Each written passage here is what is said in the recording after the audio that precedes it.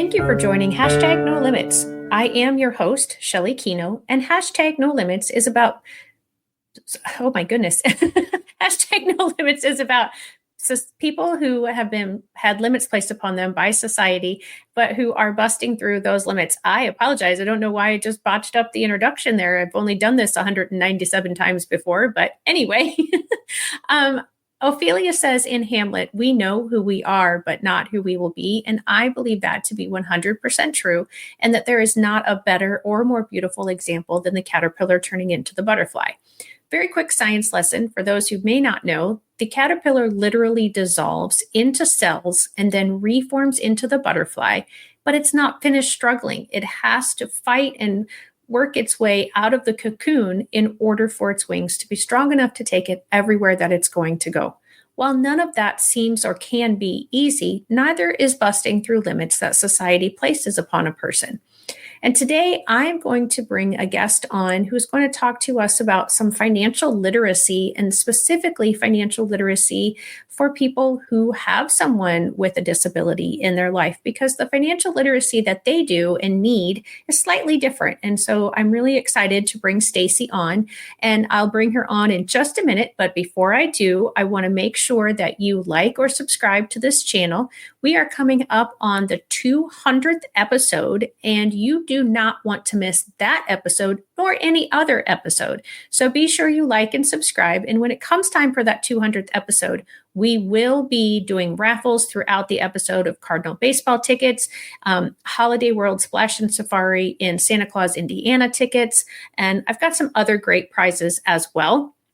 Make sure today, if you're watching us live, you give us a hashtag live. And if you're watching in the replay, you give us a hashtag replay. And so first of all, we have Fran from Southern Illinois reaching out to us from Grace Community Baptist Church. And I appreciate you being here with us today, Fran. And so I'm going to bring Stacy on. Are you ready, Stacy? Hi. Yep. Hi. Thanks so much for joining me today. How are you doing? I'm doing well. Thanks for having me. Yeah, absolutely. So Stacy had something very unexpected, and well, not totally very unexpected, not totally unexpected, and very exciting happen recently. And if she wants to tell you about that, I will let her. But just go ahead and introduce yourself and tell us a little bit more about you and what you do. Yeah. So my unexpected news a little bit is my little girl decided to arrive 3 weeks early.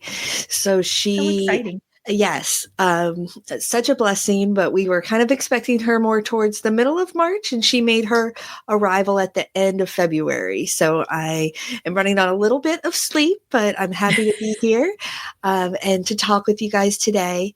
I am a financial coach that specializes in working with parents or caregivers that have a child with a disability. In my former life, I was a special education teacher and administrator, and worked with parents, kind of understanding the special education process as well as working with teachers. So really have a heart for helping families.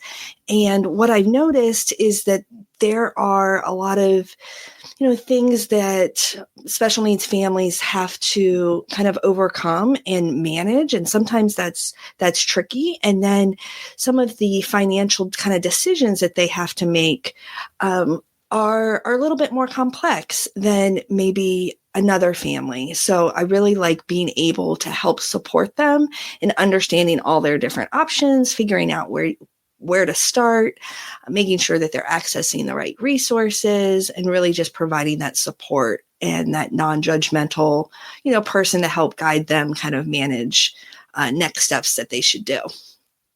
Yeah, that's awesome. So how long, and I apologize if I missed it, were you a special education teacher?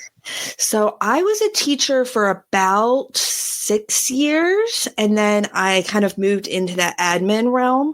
But as an admin, I went into the classroom, still supported the teachers. Nice. And then I got to go into all the fun meetings when maybe the school and the parent, maybe they were stuck or they weren't really sure about what we should do next, to kind of help brainstorm, come up with different ideas, and then also kind of model and do a lot of professional development. But for me, I really enjoyed that work. I also have a young son, and I realized that when I came home, I was kind of completely drained, and I wasn't really able to be as present as I wanted to be for my family. So I had this opportunity to kind of take a step back and start this business. So that's kind of my reason behind it, because I do think, they're only little ones, and it's really important to, making sure, and what I help my families do too, is making sure that we're aligning, our values and how we're spending our money, because they are finite, but when they are aligned, then, it can help exponentially and make things feel even that much more special. Yeah. Thank you for explaining that. Yeah. I realized, I only taught K through 8. And so as far as, like all the financial needs and financial options for families with someone eligible for special education, I really didn't think about that stuff until some of the students that I had worked with and I kept in contact with, their families were getting through high school and into adulthood. And then these parents would reach back out to me and ask me questions, and I didn't have any idea. And so I'm happy to say that I have some idea, but still, because it's not my personal experience, because I haven't had to set up some of the things that we might get into today. And I haven't had to have the same mindset approach. As I said, and as you also mentioned, the concepts that making the right things the priority. I don't even know if right things is the correct way, but just understanding what should be done and maybe what could be put off, or what could be, completely taken off of a list. And so just having that understanding. And I think it's important for everyone. And I feel that a lot of people don't have financial literacy. And I'm blessed. My husband taught that in high school. And so, he has that. But I mean, my parents raised me well, and they taught me those kinds of things. And, so we've had investments for a long time, and it didn't take a lot of money at the beginning. It doesn't take a lot of money now, but, it's, I think, a lot less than most people anticipate. Have you seen that as well, that people are concerned, oh, I don't need to, do this or that. I don't have much. I don't need to put it in a trust, or I don't need to, get a will or get a, investment account. Yeah. I think it really it can really depend, on the specific family and kind of structures. I've worked with some families that are very, forward thinking and, okay, I need to put all these things in place. And then there's other families that, they're trying to just kind of get through the week and thinking about, even just going on a vacation, or, stepping away from that caregiver role and letting somebody else kind of do some for their child, or even their adult child, is difficult. So that's why I think personalization is so important. And just to kind of clarify too, so I'm a financial coach, which is a little different than like being a certified financial planner. So I believe you've had some of those on your podcast before too. Yes. And so they kind of work with, like, you have investments. These are the different investments you should do. This is long-term, things like that. As a financial coach, I kind of go into some of the groundwork previously. So making sure that we have a budget, that we don't have a cash flow problem, that we're accessing the resources, no matter your child's age, that you're eligible for. So, there's been lots of families that have 3 or 4-year-olds, and they're paying out of pocket for maybe speech language therapy or some other therapies, and they're not hooked up yet to the school system, when the school system could also offer them, some additional therapy. So making sure that they're really connected in their particular area is something that I do as well, because I feel like that's so important.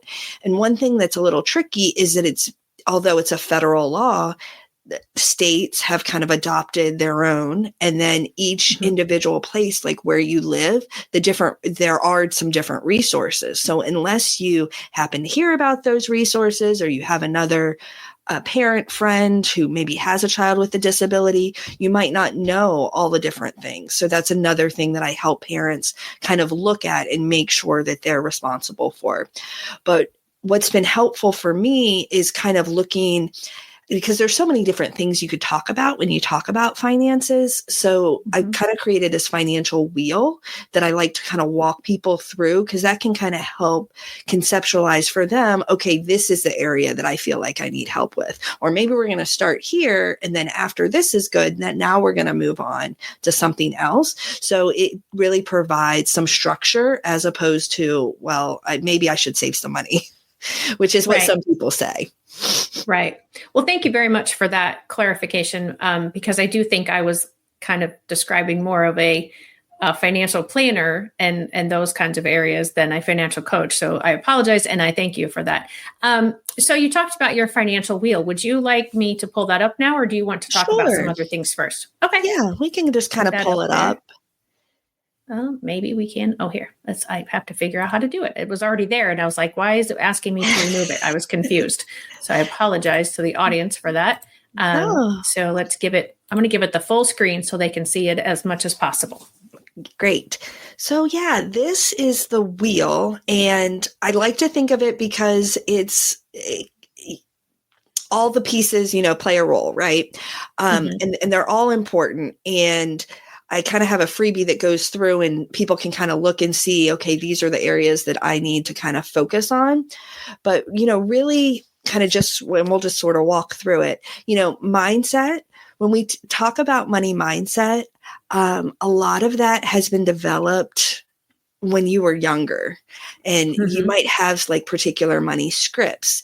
And what's sometimes interesting is when, a couple comes together and they have different money mindsets, so different ways to maybe handle money.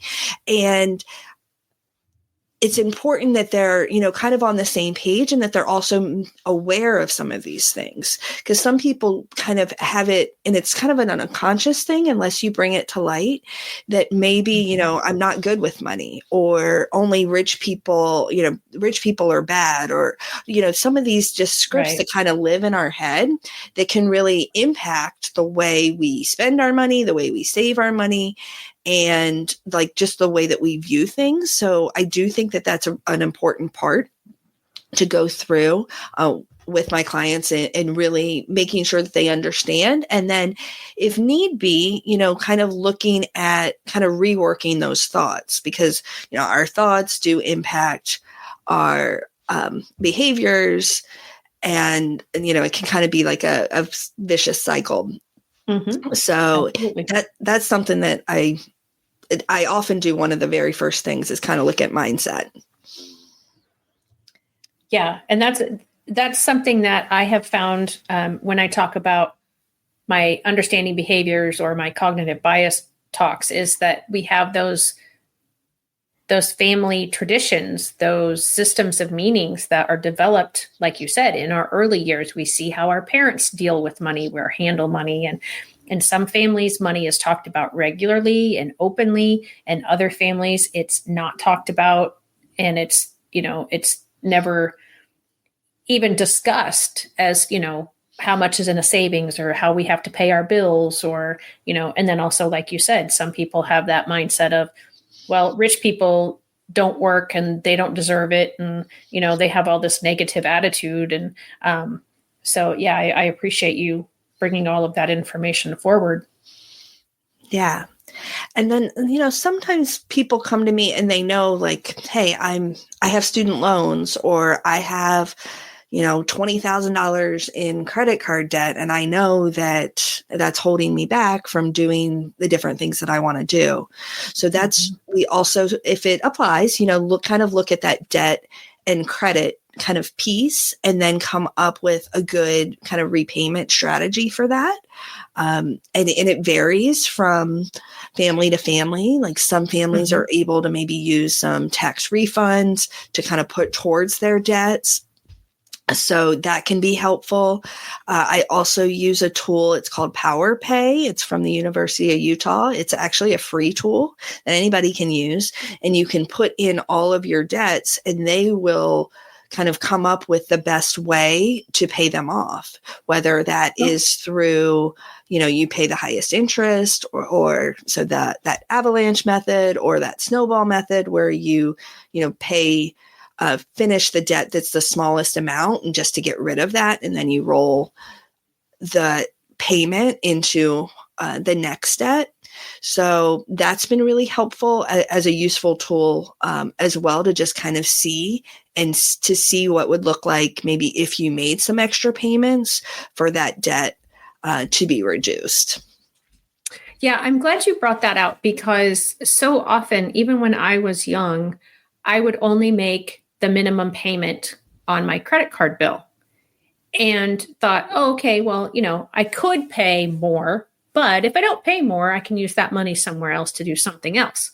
And it took me a little while to catch on to the fact that if I only continued paying the minimum amount, the bill was going to continue to get bigger, whether I added any money to it or not.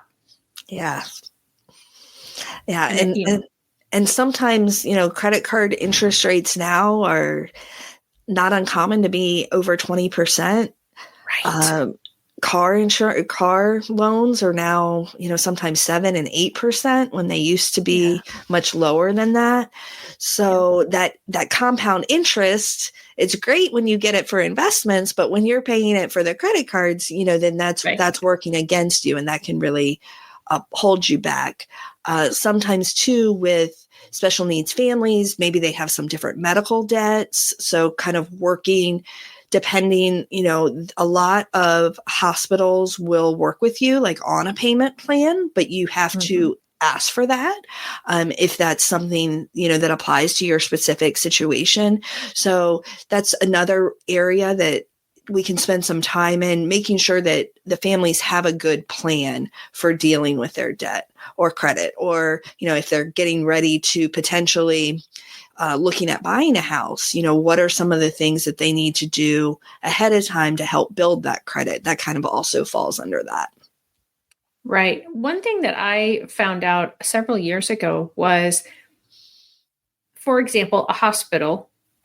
If you approach them and say, if you have, for example, enough of a credit limit on a credit card, or if you can take a loan out from a bank, if you say, hey, I want to pay my bill off all at once, they will often reduce the total cost. And so that's something that a lot of people don't know either. And, again, though, you have to look at if they have a payment plan and they're not going to charge you interest versus, you getting a loan and having some interest charged, is it in the long run going to be cheaper, even with what they've knocked off the bill? But yeah, we've had to do that a couple of times where we've had a hospital bill and it's like, well, we can't pay it all off right now, but we can pay it off in 3 months on our credit card. And if we pay it all off to the hospital, they reduce the cost. And for us, it worked because it was less with even the interest on the credit card. Because we had, this was, like you said, a while ago when credit cards had lower interest rates. I don't know that would be necessarily of a benefit today, but just another thing to think about. And I feel like one of the things that holds people back is they don't ask. And I think if we asked more questions, we might have more opportunities to pay things than what we realize. Yeah, I think part of it, we might not ask, and then sometimes we're maybe afraid to ask, or we maybe feel some shame around it. but especially like medical, I found them to be like helpful because I mean, they want, they want their payments. So they're Right. going to kind of work with you. And sometimes they're able to do a much lower interest rate than maybe what a credit card would be able to do, or they're able to deduct. So I know sometimes families don't feel like they can do that kind of on their own. So that's another thing that I can, help support with. But it is good to know, for your audience that these options are out there, that they can request these things. You might be told no, but a lot of times well, we can't do this, but we are able to do A, B, and C, which is better than that original offer. Right. Yes, absolutely. All right. So continuing back on the wheel. Yeah. So then the next part is resources, which I've kind of touched on a little bit. But this could be community resources. It could be school resources. It could be looking at, ABLE accounts potentially. So ABLE accounts are achieving a better life experience. And what they are is if someone with a disability was diagnosed before age 26, then you're allowed to have this account, and it's similar to a 529 account. But what you can use it for is you can use it for tax deductions that are qualified disability expenses. So you can contribute $19,000 a year into it, and it's able to grow like an investment account. But then you're also able to kind of take money out of it for almost anything related to the child that is going to make their life better, which is pretty broad.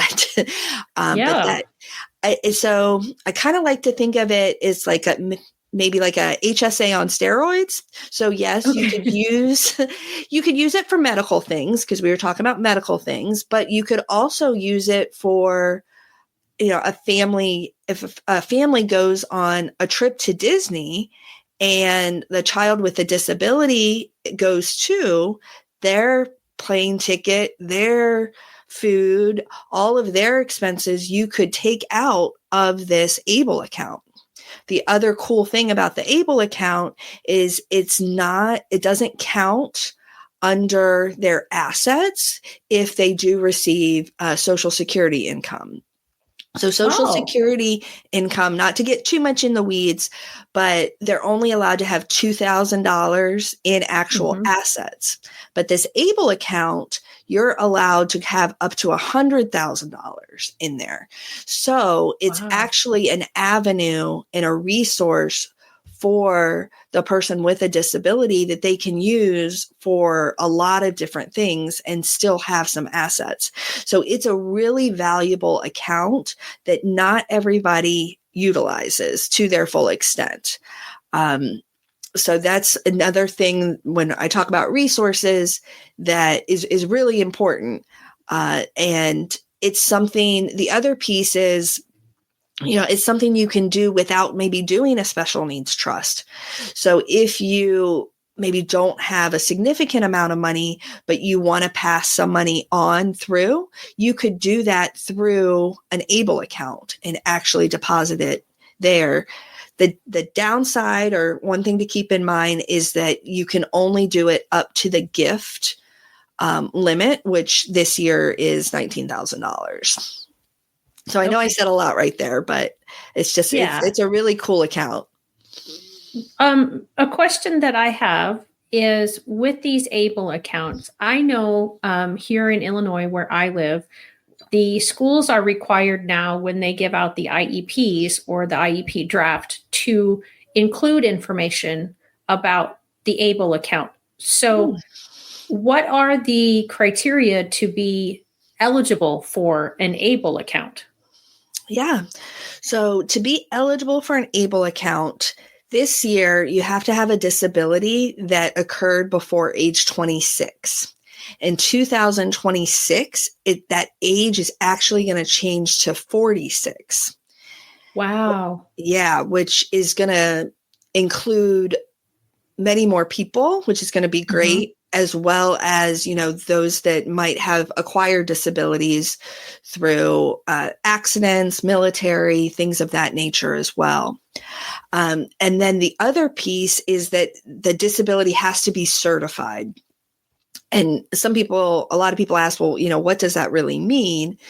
And it's pretty broad, but there is a form, and I can send you the link, but it's a form that they recommend on the ABLE website that a doctor just signs off that says, yes, so-and-so has X disability or has been diagnosed with X disability. I have not heard of anybody who has been kind of called to produce that form, but I still recommend that families have that so that it is a certified disability by a doctor, so not just by the school district. Okay. So that helps me a lot, because I was thinking about specific learning disability. That's an eligibility to get special education. But to my knowledge, there's not a diagnosis of a specific learning disability under that term. But if a child or a person has dyslexia or dysgraphia or dyscalculia or some other medical disability that has been diagnosed, then they would be eligible, I think, based on what you're saying. Yes. Okay. So that's good, because that's what I was wondering. Like, okay, they're sending this out to every single student who has an IEP. And so I was trying to figure out if every single student would be eligible, but it doesn't necessarily sound like it would be an automatic. If you have an IEP, you're eligible for ABLE. Not automatically, but highly likely. Okay. Because it's pretty broad. And the one just really great resource that does all about ABLE is the ABLE National Resource Center. So that's www.ablenrc.org. I think I got it right. Let's see. I'm going to show this up. Did I get it right? ABLENRC.org. Yep. Okay, perfect. Yes. All right. So that did go into the chat. So whether you're watching on YouTube or you're eventually, when this is only a podcast and you're only listening, you can go to the YouTube channel and find this link directly there.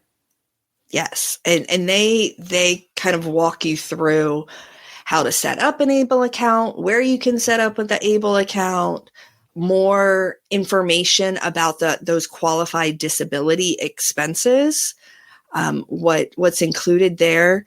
And it's a really helpful place to get started. And again, another cool kind of thing about ABLE accounts is you can do them on your own. Like, families can just go and set up this account. Some states do have tax deductions for setting up an ABLE account, the same way that they may have for a 529 account. It just kind of depends on your specific state. Most states have their own ABLE account. There's just a few that don't. But just because you're like in Virginia, I'm in Virginia, and we have Virginia's ABLE. Other people, you don't have to be a Virginia resident to be part of the Virginia ABLE account. So there's pros and cons, but definitely something to look at. So that's definitely something that we dive in more, kind of looking at those resources, seeing, is Social Security, is that going to be something that it might be appropriate for the child or not? Are there wait lists that we should get on for the child? What do they have as far as independent living? Kind of those pieces too all fall under the resources and overall costs that families might need to consider. And is there a minimum to open an ABLE account? Like, could somebody open it with $5, or do you need $100 or $500 or? I'm not sure about the minimum. I do believe that there's like a fee Mhm. So if you probably only had $25, it probably wouldn't be worth doing, because there is that fee, that monthly fee that goes along with it. Um, so, but I don't believe that there's a minimum. I can double Okay. check that. Okay. Great. Thank you. All right. So Sure. let's get back to the wheel. All right. Let's see. All right. So then insurance and kind of protection, that kind of falls under those together. Looking at insurance for the family, long-term care insurance. Do they have a will? Do they have a plan? Kind of having those pieces in place. Some families are really great and they have different things, and some haven't really talked about that or looked at that. So that's another Right. area that I can help.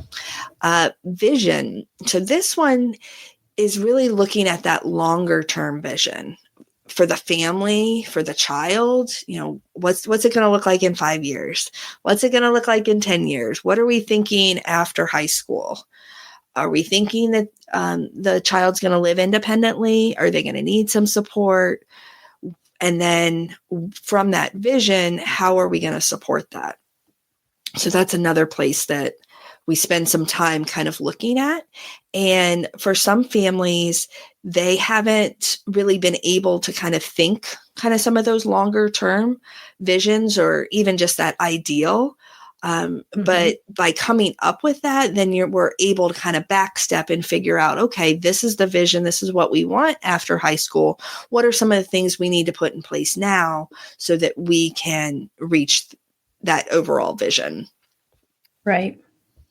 And sometimes that's difficult because their families sometimes have to be so much in the now that to even think about what next week will look like is seemingly impossible. And so to think, years down the road, sometimes they just don't have the bandwidth to do that. But you have to make space. You have to make time, because this is important, not just for yourself, but for your child. Yeah. And I think that it's, as you said, it's not uncommon for families just to have a kind of a hard time with that, or even just thinking through, well, what potentially could it look like, or what would I want it to look like?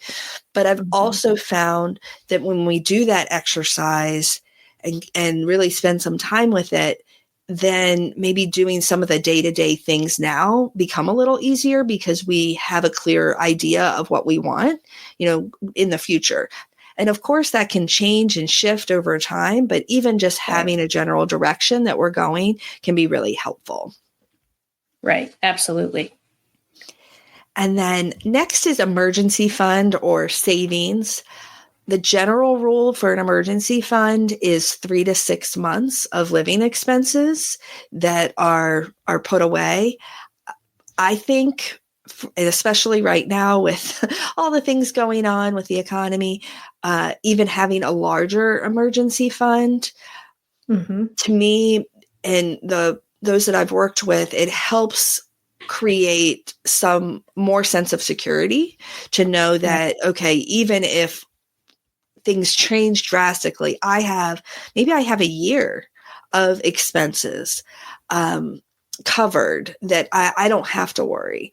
Or sometimes families, there's someone that gets sick, or they have to take off or reduce their hours for a period of time. Having that emergency fund, you're able to kind of think through and really do what's best for your family at that time, and not be so stressed about money. So I'm a real big proponent in building that up. And so you said it's savings account, but what if you have a 401, what is it? 401. Yeah, just 401k. 401. Yeah, 401k. Thank you. I'm like, I feel like there's a letter behind there. Because I have a 403b, but I know that because that was an educator, and I was like, that's not the right, and I was wanting to throw the wrong letter in there. So if you have money in an investment account like that from a job that you've had, do you recommend to also have the savings account? Yes. So that's a great question. So the downside, having the 403B or the IRA or the 401k, they're great. They're retirement vehicles. So if you need to access that money, oftentimes before retirement age, you're going to be hit with a penalty. And that penalty can be 20%. And then like right now, if let's say you needed that money today, well, you'd be selling your stocks when the stocks are low. So that would actually be like at a detriment to you versus if you maybe had the money in a high yield savings account or even in a certificate of deposit. The certificate of deposits, they can run from like 3 months, 6 months, 12 months. They sometimes have penalties too if you take them out early, but they're not to the same degree as taking money out of your retirement accounts. So I like to look at the retirement accounts as a separate bucket. Yes, it's there if you absolutely need it. But when we say emergency fund, we want that money to be accessible to you if you need it that day or if you need, in the next week. We don't want you to have to wait for the markets to maybe go up, maybe go down. And then as much as possible, we want you to have as much of your own money back as possible. So if you did have to access your 401k early, you would be hit with that penalty. Right. Yep. Okay, great. Thank you. Yeah. And then value spending, which we've kind of talked about a little bit, but one exercise that I like to do is actually go through your expenses for the last month and kind of highlight the things that are, really important to you or that were really enjoyable. And what I found is, maybe not all the expenses listed, are things that really align to maybe your values. Sometimes, as special needs families, you might pay a little more for convenience. It might be easier to get Instacart versus actually go to the grocery store. And so that expense might be worth it to you. But other things may not be. So as we're kind of looking and trying to figure out a good budget and good cash flow, really looking at your spending and making sure that the values align to that. Yeah. And I appreciate that you said that because, to me, going to the store by myself is easy. Even when my daughter was young, I if I really wanted to, I could, have someone watch her pretty quickly. But that is often not the case with a family who has, someone in their family who has different needs. And so what I might value isn't necessarily going to be what someone else values, and that's okay.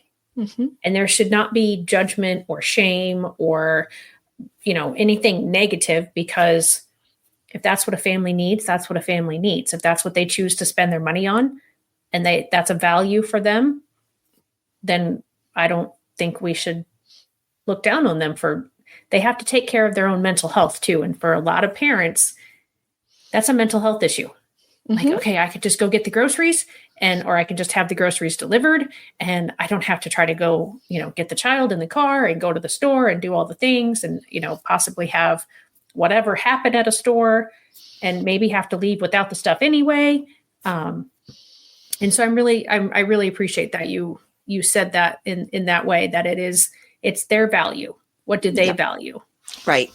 And we want to make sure that their spending aligns to their specific values. So sometimes, we kind of look and see and we review and I don't see their values or they don't see their values in with their spending. And then that can kind of, with that realization, oh, okay, this is why maybe I'm not really feeling fulfilled, or I feel like I'm just spinning my wheels. Well, because I'm not spending on things that are really, truly important to me. Yes, we all need electricity and water and a place to live and things like that, but really kind of looking and seeing, okay, what what is important, and then how can we maybe make some tweaks for that. And as you said, the self-care is so important for caregivers and families, so if somebody enjoys going, I'm not one to get my nails done, but if somebody wants to go get their nails or go get their hair done, awesome. Let's figure out in our budget how we can make that happen so that you can do that. Because that half an hour or that hour, once a month, that might be, your me time. And that's really important for the overall health and support of the family as well. Right. Absolutely. Yep. Thank you. Thank you for talking about that. All right. So what's next in our wheel? Yeah. So then just the last part is really looking at those goals, which, yes, they're kind of aligned to the vision as well. But really, when we come up with goals, I like to look at what we're going to do really within the next month, and then in the next 3 months, and then year, and then 5 years, to really kind of hone in, financially, where are we at, and what kind of things would you like to do? So sometimes people come and, yep, I want to get out of debt, or, I just want to know where my money is going. Like I'm make good money, but I'm not sure. I don't feel like I'm saving enough or I have enough at the end. So whatever kind of specific goals, really kind of honing in on that so that we can make progress on that as well. Beautiful. And so after you do this whole wheel with a client, what happens after that? Yeah. So typically I work with clients for 3 months, and we kind of focus in on which areas they may need. And then we kind of come up with their specific plan so that they're able to kind of achieve their goals. One of the big things for me is that I want to help and empower so that people feel more comfortable and confident about where they're headed. Because that's another thing that I've seen is a lot of times, again, it's you can't control so much, but when you feel like you are making steps and you do have specific actions to take that you are in control over, I've also seen it kind of trickle down into other areas as well. When you feel more confident about your money, then maybe you're willing to stand up for, maybe stand up to a teacher or advocate in another way, because you kind of build this confidence that then just kind of snowballs. So I love working with families and really kind of helping them, move from step A to step B, and really giving them that support. Yeah. That's awesome. So your company is called Rewire Behavior, and I know that each of those letters of Rewire stands for something. But before we get to that, I do just want to talk about how people can find you. You are on Facebook, and it's facebook.com/Rewire Behavior Financial Coaching. And Instagram, it's just instagram.com/Rewire Behavior.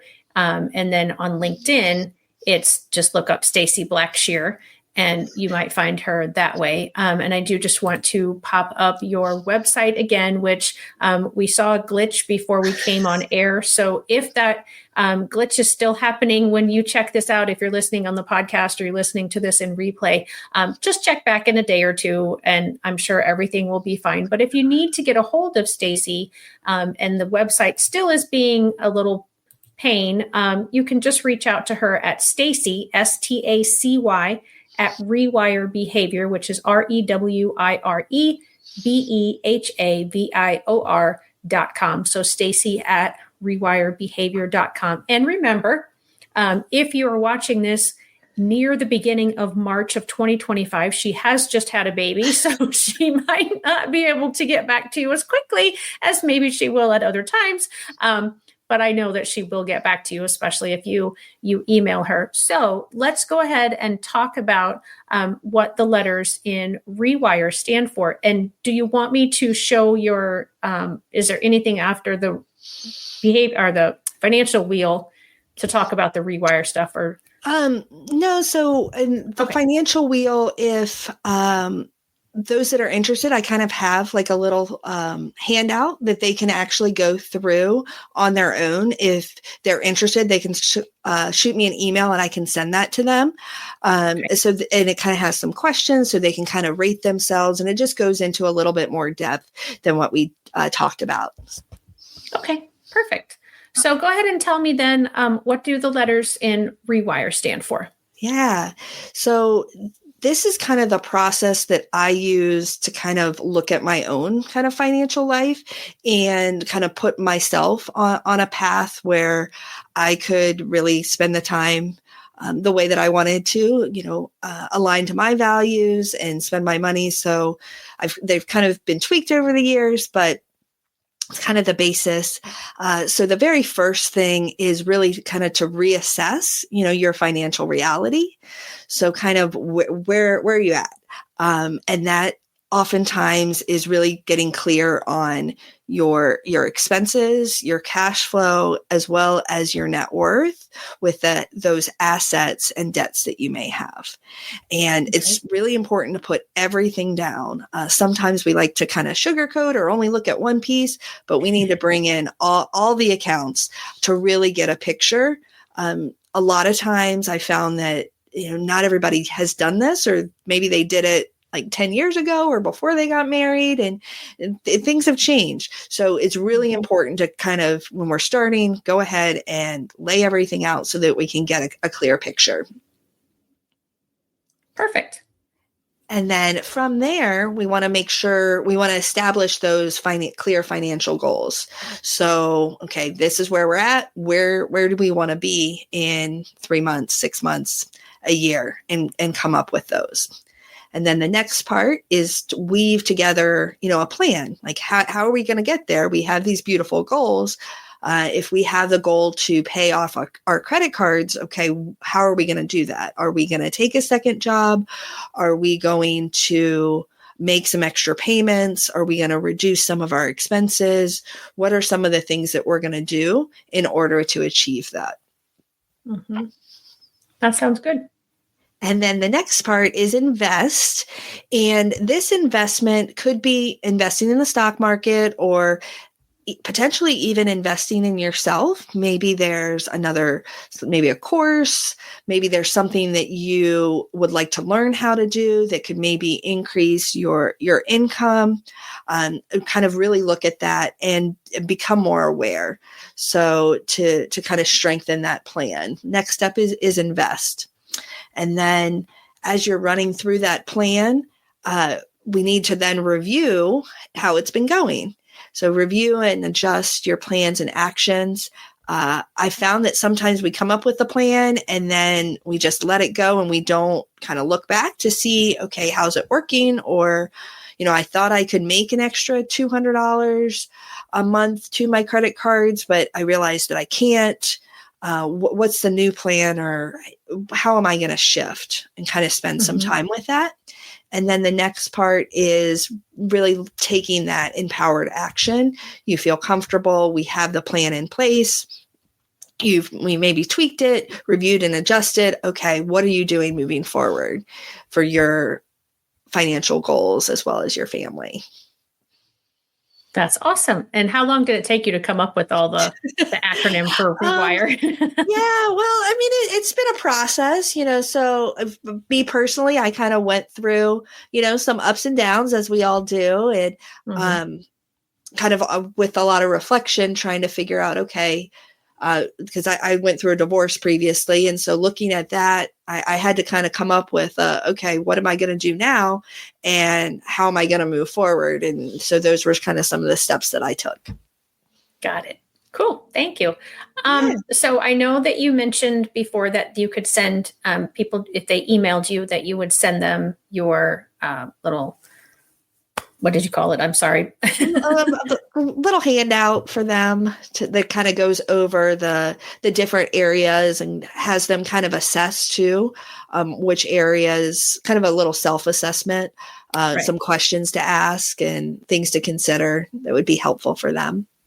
Great. And I know you had also mentioned for my audience specifically, maybe a consultation with you.